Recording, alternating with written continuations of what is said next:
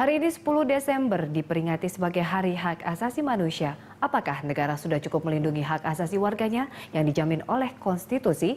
Bagaimana pula dengan mereka yang menjadi korban pelanggaran HAM bisa menuntut keadilan yang sejatinya menjadi hak setiap warga negara? Kita akan membahasnya dalam perbincangan berikut ini.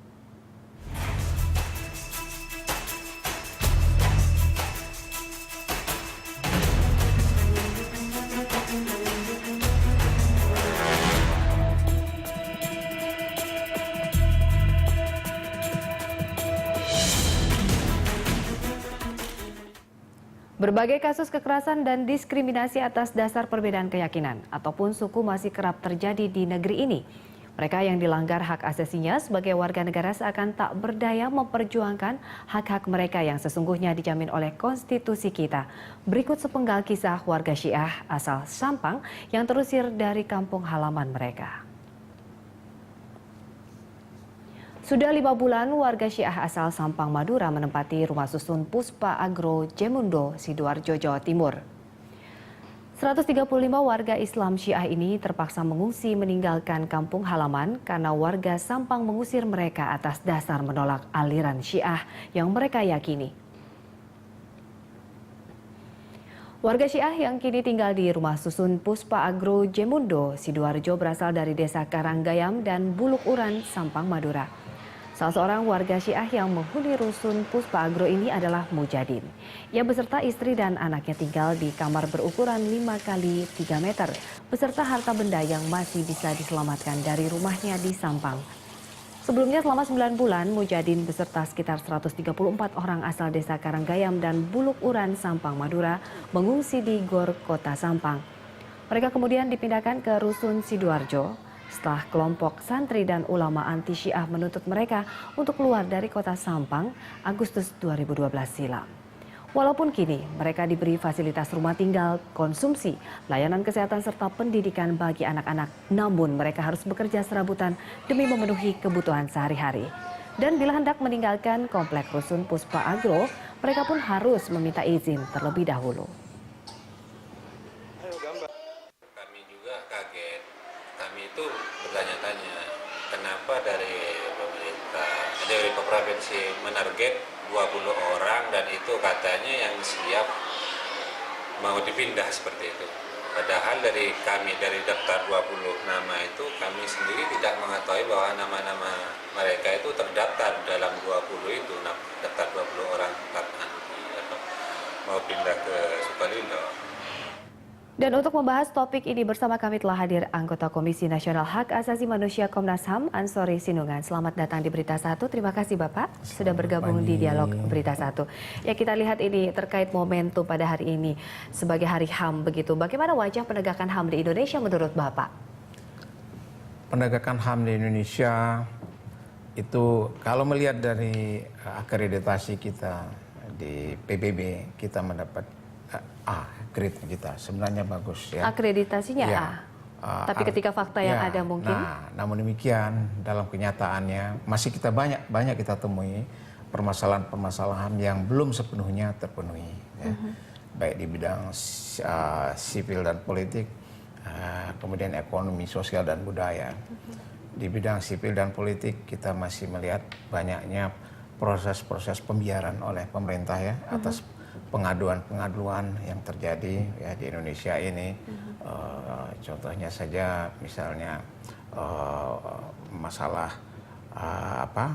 pendidikan ya, kemudian masalah ekonomi. Kita lihat walaupun pertumbuhan ekonomi kita tinggi ya, tetapi kita lihat belum adanya pemerataan ya dalam hal untuk meningkatkan. Kemudian di bidang pekerjaan kita masih lihat banyaknya masalah-masalah perburuan ya. Masyarakat yang melakukan pembuakan artinya mereka belum betul-betul bisa menikmati standar kehidupan yang layak sebagai mana yang kita harapkan. Kemudian di bidang penegakan hukum kita bisa lihat di sana sini masih banyak sekali terjadi pelanggaran-pelanggaran hukum.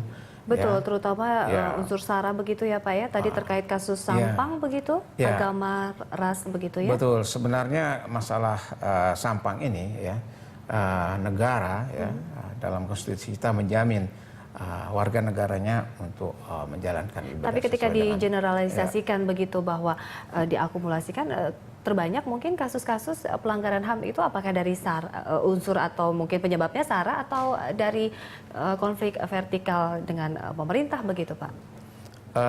Sebenarnya ini ada semacam persoalan yang memang tidak mudah untuk kita hadapi bersama. Ini karena menyangkut masalah pemahaman bagaimana kita melakukan toleransi ya antara umat beragama. Kemudian permasalahan selanjutnya bahwa masyarakat di kelompok bawah ini sangat mudah sekali ya terpicu ya, kemudian terprovokasi ya, yang sebenarnya kalau kita upayakan untuk melakukan semacam mediasi untuk mencari jalan keluarnya atau solusinya sebenarnya ini bisa. Namun terkait dari mediasi begitu Pak, bukankah aparat itu diperlukan sebagai mediasi penegak hukum begitu? Katakanlah kan kita tidak bisa mengharapkan level toleransi itu sama di semua kalangan, apalagi di Indonesia itu pluralisme begitu Pak. Ini bagaimana? Ya, sebenarnya soal mediasi itu siapapun bisa melakukan, mulai dari Pak RT, Pak RW, tokoh agama, ya kan, camat, bupati, semua itu bisa. Kita lihat misalnya kasus di Kalianda itu pemerintah daerahnya ikut campur, artinya melakukan Tapi mediasi. ketika keadaan itu chaos begitu Pak, dan pemerintah itu diharapkan memang untuk bisa mendamaikan karena kejadian sedemikian kisruhnya ini seringkali absen atau telat datang begitu aparat, sehingga kisruh itu menjadi complicated begitu Pak? Ya, sebenarnya harus sudah bisa diantisipasi ya. Itu dari pihak pemerintah melalui intelijennya ya. Kemudian itu bisa dilihat bahwa suasana di sana itu memang sudah cukup mencengkam dan lain sebagainya. Harus sudah ada persiapan yang bersifat preventif kan. Ketika kita petakan begitu Pak, daerah-daerah konflik begitu ya, sepertinya daerah-daerah itu yang sering terjadi seperti mungkin di Kalimantan, Ahmadiyah, dan juga Sampang, Madura begitu. Nah itu juga sedikit saja dipicu itu bisa terjadi lagi, meletup lagi gejolak-gejolak di sana. Seharusnya pemerintah kan tahu ada pemetaan itu, tanggap darurat terhadap keadaan konflik atau daerah konflik Pak. Betul. Nah ini sebenarnya ya, itulah saya katakan tadi, tindakan-tindakan preventif itu harus betul-betul kita amati bersama ya. Betul. Dan pemimpin-pemimpin yang ada di wilayah itu sendiri, mulai dari saya katakan tadi, kepala desanya, kepala adatnya, kemudian aparat-aparatnya perlu adanya koordinasi. Nah sekarang ini kan sudah ada Inpres nomor 2 tentang bagaimana menjaga situasi keamanan di masing-masing wilayah, itu harus tetap berkoordinasi. Tapi jangan lupa para tokoh-tokoh pemimpin-pemimpin agama ini, mereka yang harus diberikan pemahaman supaya mereka bisa melakukan upaya-upaya tersebut. Karena tokoh terdekat dengan masyarakat begitu ya Pak ya? Betul sama sekali. Nah kalau kita lihat nih Pak Ansori, tadi Bapak mengatakan bahwa Indonesia sendiri memiliki akreditasi A begitu di mata internasional. Tapi ketika kita melihat fakta, apakah mungkin kinerja dari pemerintah, Komnas HAM juga menilai itu grade-nya juga A atau mungkin bagaimana?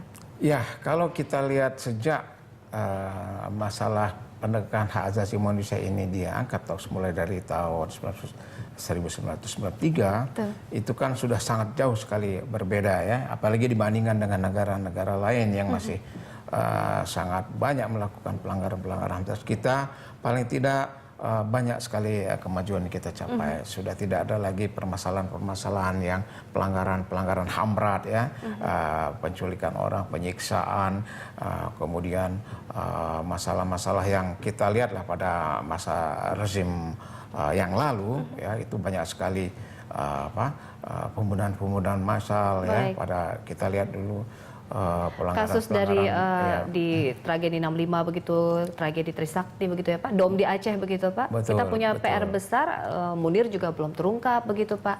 Dan agenda lanjutan lainnya begitu. Ini kita lanjutkan pembahasan ini Pak, masih mengupas mengenai pelanggaran HAM. Ini mungkin terkait dari Hari HAM pada hari ini. Kami akan kembali dengan Dialog Berita 1 sesaat lagi. Iya, pemirsa, kita masih melanjutkan Dialog Berita 1 terkait dari peringatan Hari Hak asasi manusia pada hari ini. Ya, Pak Ansori, kalau kita lihat kan memang warga Sampang itu tadi dari liputan di segmen sebelumnya bahwa masih tinggal di pengungsian di Sidoarjo begitu. Dan kalau kita lihat juga walaupun mereka dalam kondisi yang layak begitu makan sandang pangan lainnya, tapi mereka juga tidak bisa dipisahkan dari akar budaya keluarga, sanak saudara dari kampung halamannya begitu. Tapi mereka dengan tidak sengaja terpisah. Nah, dengan pemerintah ini bagaimana kelanjutan kasusnya, atau mungkin ini memberikan presiden buruk bahwa hal ini adalah momentum menjadi pembiaran, dan bagi masyarakat yang ingin disintegrasi begitu, yang memang tidak menyukai begitu ada kesatuan atau mungkin tidak suka dengan warga Syiah di situ, tercapai tujuan mereka begitu untuk bisa memecah belah. Ya, sebenarnya sudah seharusnya mereka kembali ke tempat asalnya ya, karena setiap negara berhak ya, artinya untuk hidup dimanapun juga, apalagi itu adalah dari asal tempat tinggal mereka. Nah, disinilah peran daripada bagaimana kita bisa melakukan mediasi ya, solusi, pendekatan itu juga memberikan pemahaman mulai dari pimpinan-pimpinannya yang mungkin bisa disebarluaskan juga kepada pengikut-pengikutnya dan lain sebagainya. Sejauh ini Komnas HAM sendiri untuk bisa merekonsiliasikan dari pertikaian atau mungkin bisa menyatukan begitu penyelesaian, seperti apa Pak improvement yang sudah berkembang begitu? Ya, yang sudah dilaksanakan itu jelas Komnas HAM sudah melakukan pendekatan-pendekatan ya, melakukan mediasi kepada kedua belah pihak di sana. Namun kalau sudah kembali kepada permasalahan keyakinan ini memang agak sulit. Namun demikian kita tetap mengusahakan bagaimana caranya bahwa bagaimana kita bisa hidup berdampingan ya, bisa hidup damai ya antar sesama. Kan ini sebenarnya kita juga, apalagi sampai ini sesuatu apa sih yang paling sulit Pak dalam proses rekonsiliasi itu, atau mungkin untuk proses perdamaian di dalam satu daerah konflik menurut Komnas HAM sendiri? Ya, ini yang menjadi penghalang utamanya dalam masalah keyakinan. Kalau sudah keyakinan itu yang artinya menganut satu keyakinan yang dan juga etnosentris begitu ya, menganut satu paham suku ras tertentu ya. Betul. Nah, ini sulit dimanapun terjadi, karena kalau sudah menyangkut masalah keyakinan ini tidak mudah untuk melakukan hal-hal tersebut.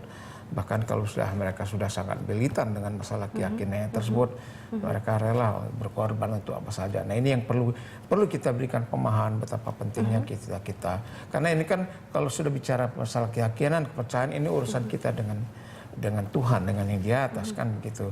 Nah, di sini perlunya ada pemahaman bagaimana ajaran yang sebenarnya itu, bahwa perlu adanya semacam toleransi di antara umat agama yang diberikan keyakinan.